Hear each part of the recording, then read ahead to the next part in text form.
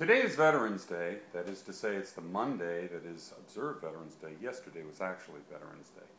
But I've got the day off, and Carrie is doing errands of her own. She's doing various things that she had to do. So I'm on my own. Where am I headed? I'm headed to Fredericksburg, Virginia, about 50 miles south of me, Civil War site. So let's go there now.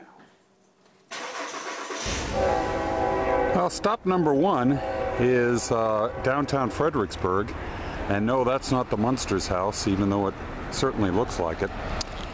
Somehow or another, I managed in my previous visits to Fredericksburg to entirely miss this splendid statue of Hugh Mercer, who was, of course, a hero of the Revolutionary War. But it's here in this residential district, and it's quite impressive. Now, you would suppose, with all of the historical places I've been and all the reenactments I've done in those historical places and my interest in history, I'd have some ghost stories. But in fact, I only have two, and this is one of them. This is near Brompton, which is the home of the president of the current Mary Washington University. One time I was walking along this path, and I had the oddest feeling that I was being watched. I didn't know why, just a feeling that came over me. This was about 15 or 20 years ago. And I didn't think much of it.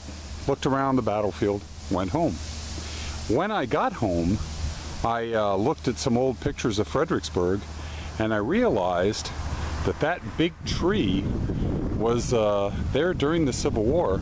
And there's a famous photograph of a bunch of wounded soldiers at the base of that tree staring at the cameraman, who was about where I am right now. I think you can see Brompton off in the distance. That's that house over there. But that's one of my two half-baked ghost stories. The other one takes place in Fort McHenry in Baltimore. But this is Brompton, up on the heights north of the old part of Fredericksburg.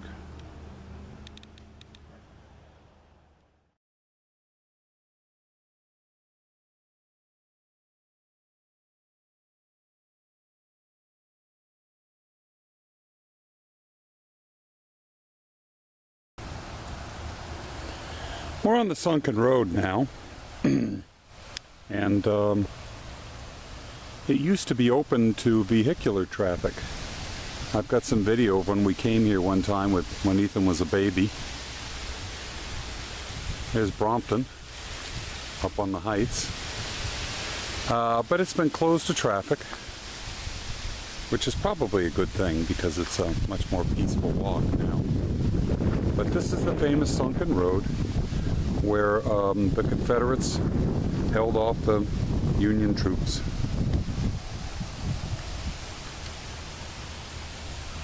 Just like that. This is the Richard Kirkland Memorial.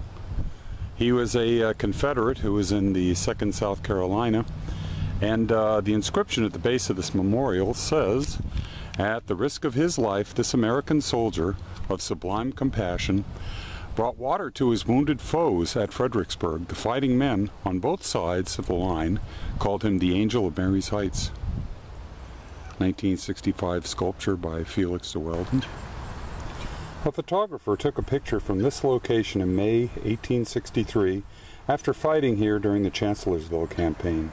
The scene undoubtedly looked much the same following the Battle of Fredericksburg. The house in the background stood near the site of the modern Visitor Center, which is right down there, a little further along on the Sunken Road.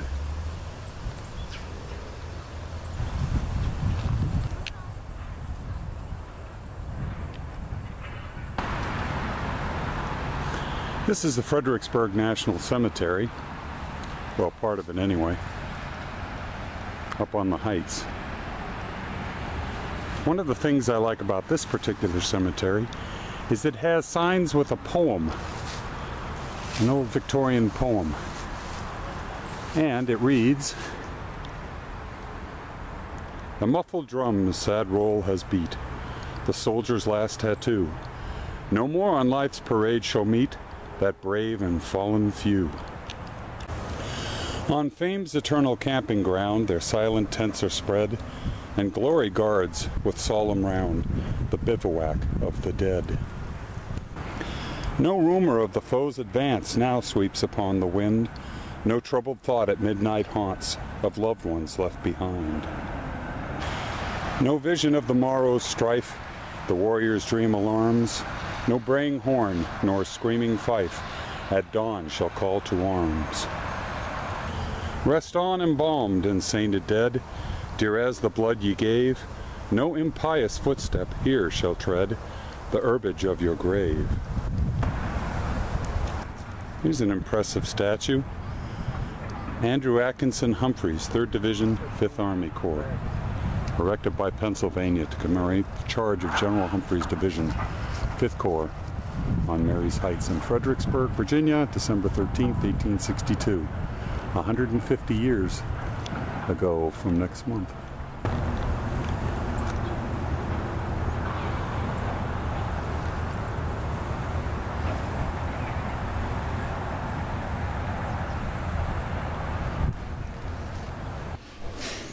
This is a diorama.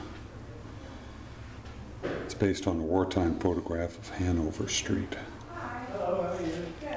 I'm in the visitor center right now.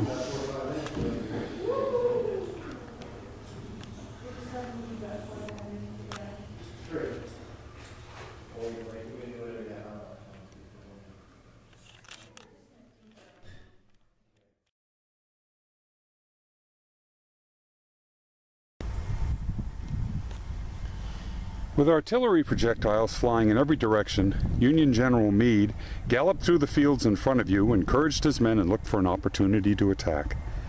When Union artillery blew up 2 Confederate ammunition chests, Meade took the initiative and ordered his men to charge. His division surged towards Prospect Hill in front of you, where Confederate forces waited. Meade's troops advanced directly into a 600-yard gap in the Confederate line, left unmanned because the swampy ground was mistakenly deemed impassable. Union troops pushed through the swampy woods, wrecked 2 Confederate brigades, and expanded the size of the gap in the southern line. Both sides became disorganized and scrambled to regroup. Meade needed reinforcements, but none arrived in time. Out of ammunition and out of time, Meade's men found it impossible to hold on.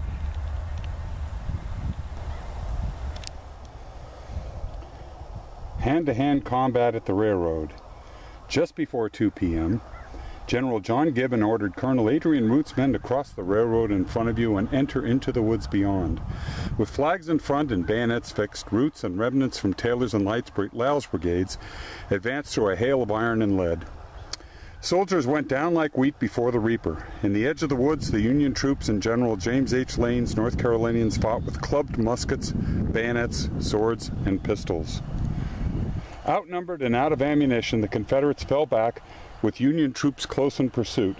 Dead and wounded soldiers tramped in the process, but just like General George G. Meade to his left, Gibbon's penetration of the Confederate line was in vain. His troops were disorganized, low on ammunition, and without support. The Confederates had ample reserves that soon arrived in force and pushed the reluctant Union troops back across the railroad, which the CSX guys are driving along in their little railroad truck conversion kits. I think it'd be kind of fun to drive one of those. Retreat and counterattack. Forced back but not ready to give up, General Gibbon's soldiers launched 3 counterattacks, but each was repulsed. Hopelessness set in. It was with real pain that I gave the order for the brigade to fall back, reported Brigade Commander Colonel Adrian Root. The officers and men received it with surprise and grief. Audacious Georgians pursued the Union soldiers into this field, but ran headlong into late-arriving Union reinforcements under General Birney. The Georgians were driven back with substantial losses. Other Confederate counterattacks failed as well. The fighting south of Fredericksburg left more than 5,000 Union and 4,000 Confederate soldiers dead, wounded, or missing. With its failure here, the Union lost its best chance for victory at Fredericksburg. The Union Army fell back across the Rappahannock River and camped for more than 4 months before a new commander, General Joseph Hooker, dared to cross the river again.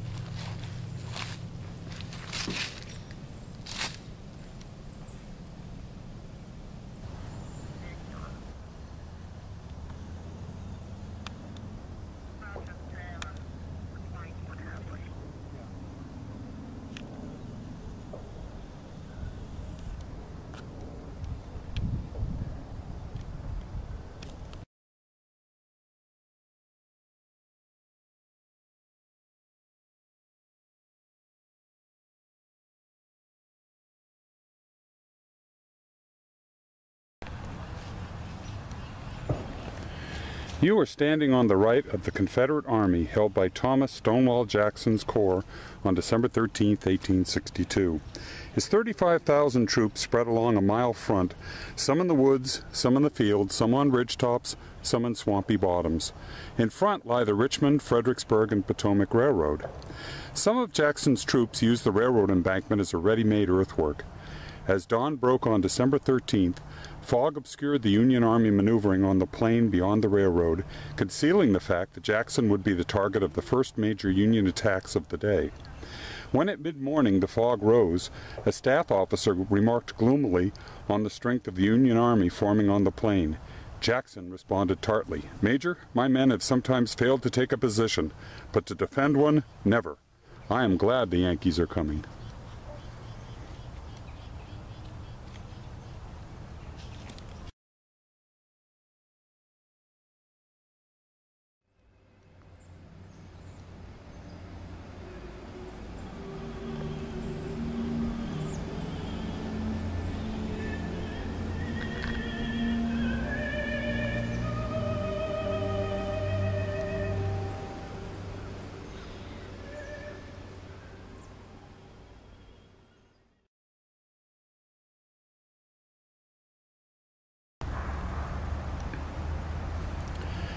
This hill served as General Robert E. Lee's command post during the Battle of Fredericksburg. Before the fighting started, Confederate pioneers cut down trees on the front slope of the hill, giving the Confederate leader a better view of the battlefield than is possible today. To his left, he could see Fredericksburg and Marye's Heights. To his right was the broad plain in front of Prospect Hill and to the right end of the Confederate line. Lee spent much of December 13, 1862, here, watching the fighting with General James Longstreet. When Lee expressed concern about the safety of Longstreet's men in the Sunken Road, his subordinate assured him that his men could repel the attackers. "Give me plenty of ammunition," Longstreet boasted, "and I will kill them all before they reach my line." Not a single Union soldier reached the Sunken Road that day. So here we are up on Lee's Hill, as it's called, where he had his position, his headquarters. Here's a good display showing how the Confederates had their artillery arranged. Stansbury's Hill, Marye's Heights, cannon atop Lee's Hill, where we are, and Howison's Hill. All could be trained down onto the Union troops.